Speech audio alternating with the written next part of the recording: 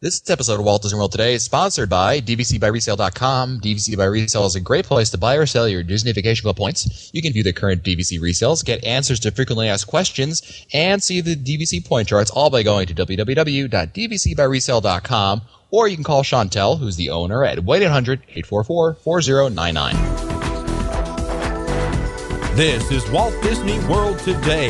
Give us 5 minutes and we'll give you the world. It is Friday, July 13th, 2007, and this is episode 282 of Walt Disney World Today.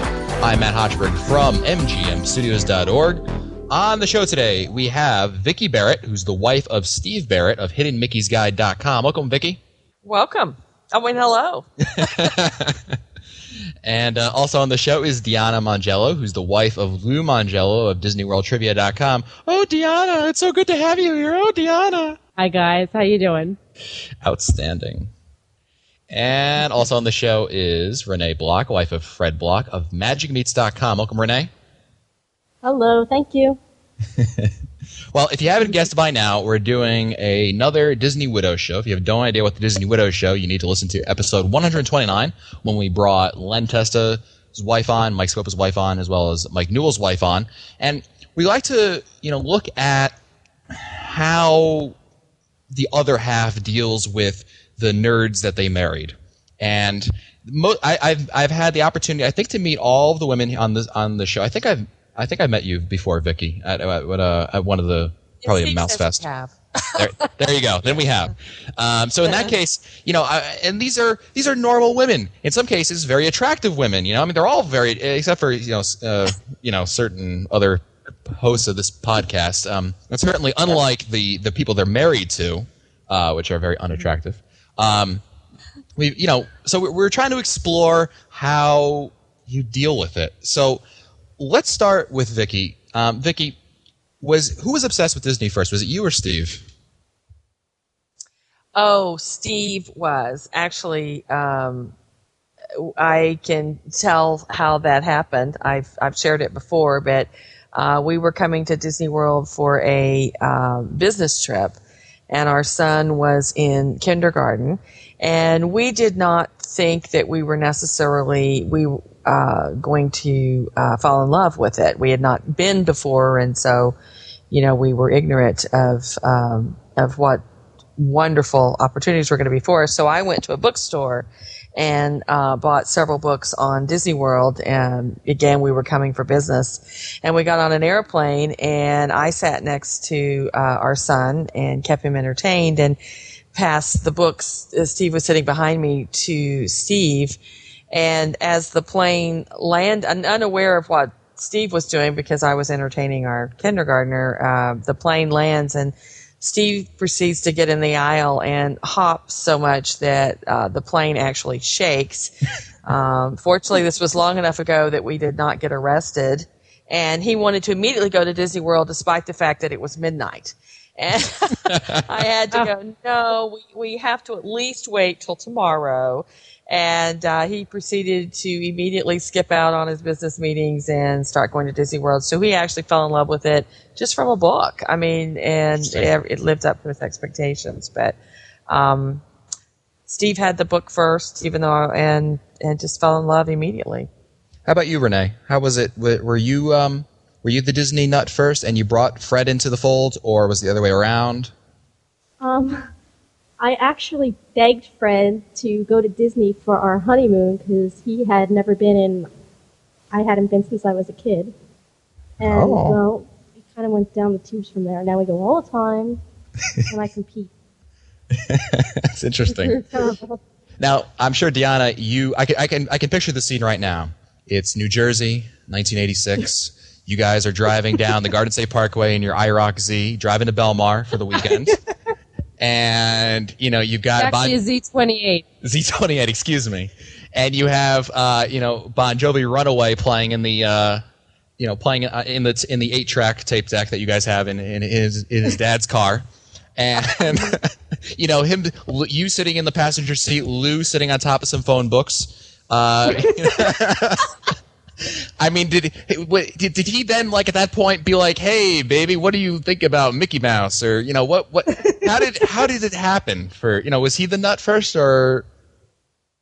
He definitely was the absolute nut roast. I have a love for Disney too, but his was just over the top because I don't know if you know the story about how he stumbled upon the idea to write the Disney World trivia book, but we were actually sitting in my den in our condo, and he said to me, Deanna, I'm thinking about writing a book. And at the time, he was still practicing law.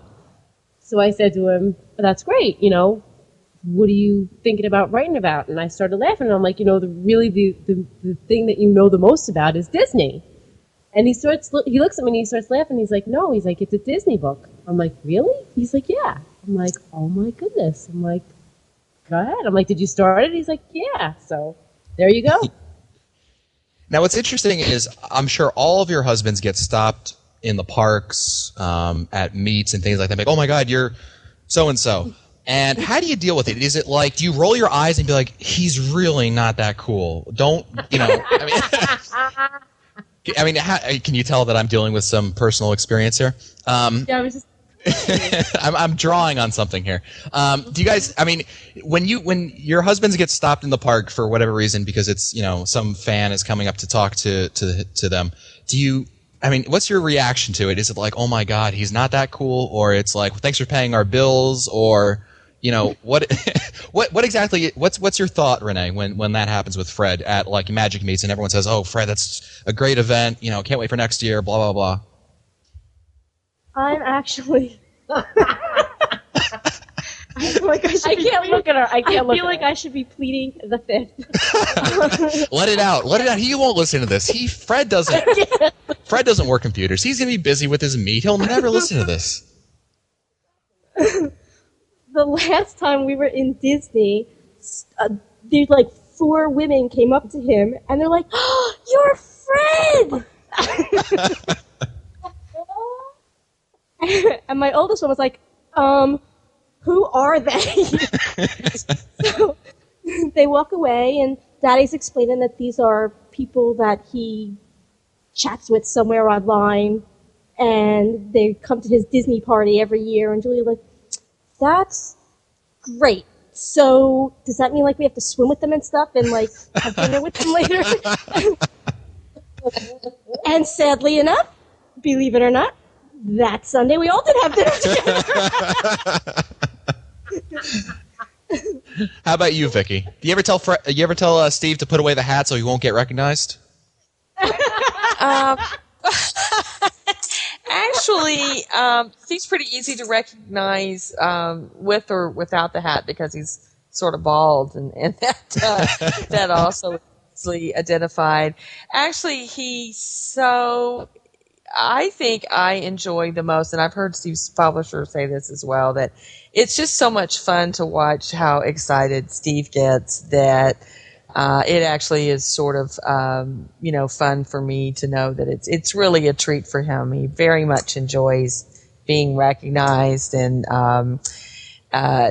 you can just sort of see the smile on his face, and he's always pumped for about 10 or 15 minutes afterwards. So I would say that I'm amused. I know what Renee means when she says she wants to plead the fifth, but I'm more amused by how much he enjoys it. I would encourage anyone, if they recognize him, to let them know that they recognize him, and he gets very excited. He enjoys asking them questions, and just gets really pumped by it all. So. Okay. And Deanna, I think you'd agree with me that Lou doesn't deserve any of the praise that he gets. He actually deserves all the praise. I can't tell you how happy he is when someone does come up to him, because of all the time he actually puts into the website and the podcast and the books. So I have to agree with Vicky that he, as much as sometimes he goes down for research, he enjoys people coming up to him and asking questions and enjoying dinners with them and elaborating on a lot of the knowledge that he has. So with all due respect, he knows his stuff. And, I have to go along with Renee, though, and say there are definitely times that, the dinners are there and people do follow us around, and but it's because we have the husbands that we have, and you just deal with the territory, I guess you could say. Plus the spa research helps, right? The spa research assignments. The spa research assignments are the I don't know best. that there's that many of those, I'm not sure any bills Vicky, have been paid with this either, I might say. I You have been Vicky, neglected, but Yeah. I think that we need to put that into our husband's next contract, that there definitely has to be some kind of spa treatments for the wives. absolutely. Yeah. That's totally on Disney or something. But Yeah, but absolutely, I would say that this is just sort of talking about that for a minute. That this is absolutely a passion for all three of them. It's really the reward for them comes totally from being so absorbed with something that gives them so much pleasure. It's just pure. It's a pure absorption, I think, for all three of them. It just becomes this, magnificent obsession almost, where they just are so happy, and we're really blessed to that it's such a I don't know that I want to use the word wholesome, but it is such a fun, wonderful family to be part of. So, but they do it out of a love for Disney. They're basically just the biggest fans, I think. Now, how do you tell your friends, and specifically your side of the family, what your husband does and that they're huge Disney nerds and, that whole spectrum? Do you guys have any, hesitancies? You're talking with the family and, oh, my husband was just, at a conference, researching medical breakthroughs, and, my husband just, I don't know, did something very manly.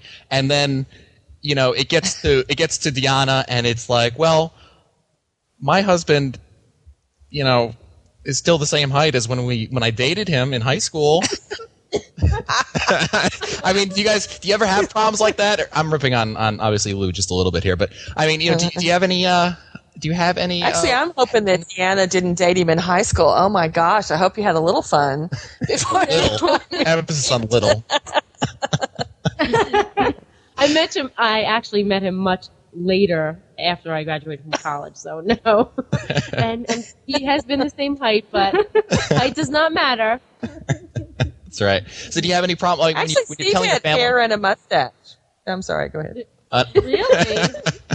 Yeah, Steve had long hair and a, Skinny like that Beatles hair. Who's For those of you who haven't seen pictures of him, Steve is now, shaves his head and is now bald. But when I started dating him, he sort of had that Beatles haircut, parted in the middle and hung over his ear. And then he had a handlebar mustache. And whenever you talked to him, he'd always sort of play. Lou used to be 6 feet tall. Yeah. And you brought him down to size, right? That's right. I absolutely did. He didn't lose hair and a mustache. He lost a little height, but that's all right. So no problems telling your friends and family about what your husbands do. Any hesitancies? Because obviously your husbands all have day jobs. Like real jobs, the ones that you can actually gloat about. Do you bring it up at all? It's like, hey, Renee, is your husband doing that thing again in Pennsylvania? Yeah. Ooh. Actually, it's the only thing that Steve likes to talk about. So I have friends that might have known or we have friends that we might have known for a few years that assume that is what he does for a living, and are sometimes surprised to learn, that he actually has, a real job. Because it is so much his passion that's all he really wants to talk about. And I will say it's kind of cool. I don't think there's anything the least bit, gosh, I hate to sound so Pollyannish, because I will tell you that these girls are thinking, no, Vicky's not that much. But this is really something to be proud of. I mean, these are guys who get up and do something about their passion. And so I think it's something to be very proud of. It's certainly something to be very proud of, to put together something out of nothing, which is what, I think it's just amazing what Fred has done to be able to put together, a group of people who just love Disney, and how incredibly successful that was just first time, out of the box. Those are really things to be proud of. They've done something pretty amazing there, and to have published books and actually say you can look them up at Amazon.com, and lo and behold, there they are. How many people can? That's really, we're really probably all three of us very proud, I would say. Well, Vicki, I need to lock you in the same room with my fiance. I know. Ask me Magic something. Mates. Ask me something personal, and I'll. But no, it's something to be very proud of. It's Okay. just, it's amazing what these guys Good. have. That's Steve is a very lucky man to have that kind of support. I'll tell you that. No, I know. I was speaking for all three of them just then. So, any funny stories regarding your husband's Disney obsessions? Anything that comes to mind? Remember the stories that came to mind when you were told about the show and your husband's told you, remember, keep it G-rated. Don't tell them about that. This is now the time to bring out those stories. Anna, now's your chance. Yeah. Oh, goodness. You want me to really dig deep, huh? Yeah, definitely. Lou doesn't listen to these shows. It's too short for him. He needs like his 4-hour podcast in order to, really enjoy something. So don't worry about it. Let loose. Oh, goodness. Putting me on the spot here. Funny stories related to their being their websites and things like that, or Yeah, anything kind of regarding the real life in relation to you and your Disney obsession. Well, there is a kind of a funny story, because when a lot of my friends, and more so my friends, found out of Lewis's obsession and the book came out, he started to do some signings within our area. And one of my brother's very close friends, very funny couple, wanted to go there and heckle him at the signing with I love this guy. with those big finger signs and Mickey ears saying, "Lou, we're your number one fan." And it just so happened that they went to the wrong Barnes & Noble. So they went in full garb, to go and heckle him. And it turns out that at the Barnes & Noble that Lewis had the signing, he had like almost 45 people come. And they went to the wrong one in like a town over. So it was really funny to find out that they did go in full garb with their, Lou, I'm your number one fan sign and the whole 9 yards. It's Did tough. they ever find it? No, they didn't end up showing up there, but I really wish they would have, because they are a really funny couple, and it was all, tongue in cheek, and they're just really funny. So what I said is the next party they should show up with the shirts on, saying, I'm Lou's biggest fan, Disney World Trivia is number one, So it's really funny, yeah. That's great. Any other stories? Well, actually, I did not think of it until she shared that. But Steve had a book signing. Actually, I was not there. In a town that we had lived in, and of course some of our dear friends showed up just to heckle him as well.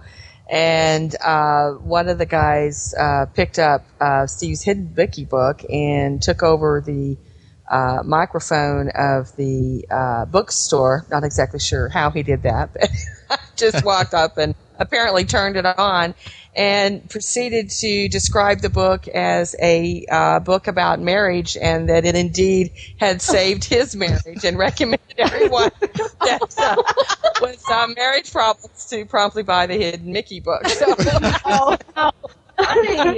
that it had saved his marriage, and that he was very loyal. So it is true that you're putting your life at risk when a friend shows up at anything that you do. Definitely. Or just a friend within the community, because you can get harassed. That's for sure. Well, I appreciate all you ladies coming out and being very good sports about this and bashing your husbands. I know it must be you definitely never do that in your day-to-day life. So, it takes a lot, I'm sure, to come out and rip them a new one. So we appreciate you coming out and telling us all these interesting stories. Very interesting, and we appreciate, again, your time. So thank you. Matt, I have a question for you. Why are you so scared of dinosaur? Is this what Lou said is the ammo to fire back at me? It's scary. No. It's very scary. You go in the dark and it goes to the left, to the right. You know there's a dinosaur that's going to scream in your ear at some point. The dinosaur ride at Animal Kingdom? Yeah, the dinosaur ride. He's really scared of it. Ride. That is one of the. Get those on that. I know, it's scary. I love that ride. It's scary. I've tried. I love. It's just. You know the dinosaurs aren't real, right? Are you getting? No, they died out like years ago. Well, now, do you feel that way at the Universe of Energy? No, that's fine. I don't have a problem with that one. I mean, those are pretty big dinosaurs too, you know. I understand. There's some things that scare us, but for me, Matt, I'll go on with you next time, and you'll be fine. Well, there you go. Well, if I'll hold you very closely, very closely, go. And that'll be, Well, I'm sure I can't wait for that on-ride photo. There you go. There you go. Your fears will be over. That's right. I definitely will not be paying attention much to that ride, so I won't have to worry about that very much. My mind will be elsewhere. Again, this episode of Walt Disney World Today has been sponsored by DVCByResale.com. DVC by Resale is a great place to buy or sell your Disney Vacation Club points. You can view their current DVC resales, get answers to frequently asked questions, and see the DVC point charts all by going to www.dvcbyresale.com, or you can email Chantel, who's the owner, at info@dvcbyresale.com. If you want to find our older episodes, read our show notes, or send us your comments, visit the Walt Disney World Today website at www.wdwtoday.com. You can also email us at questions at wdwtoday.com. For Vicki Barrett, Deanna Mangello, and Renee Block, I'm Matt Hodgeberg. We'll see you on the next show. The day of silence has passed. However, time is really ticking now. Lots of days of silence are coming. Unless you make the call today. On July 15th, it's all over. Internet radio will be gone forever. Nobody's going to like what comes next. High subscription fees, very limited choice, and the rich get richer. The word from the big record companies in their most recent press release: if you want to hear music, now you'll have to pay for it. Just watch it happen. Unless you take 5 minutes to contact everyone in Washington that represents you, both of your senators and your representative. Surf to SaveNetRadio.org to save internet radio. SaveNetRadio.org. SaveNetRadio.org.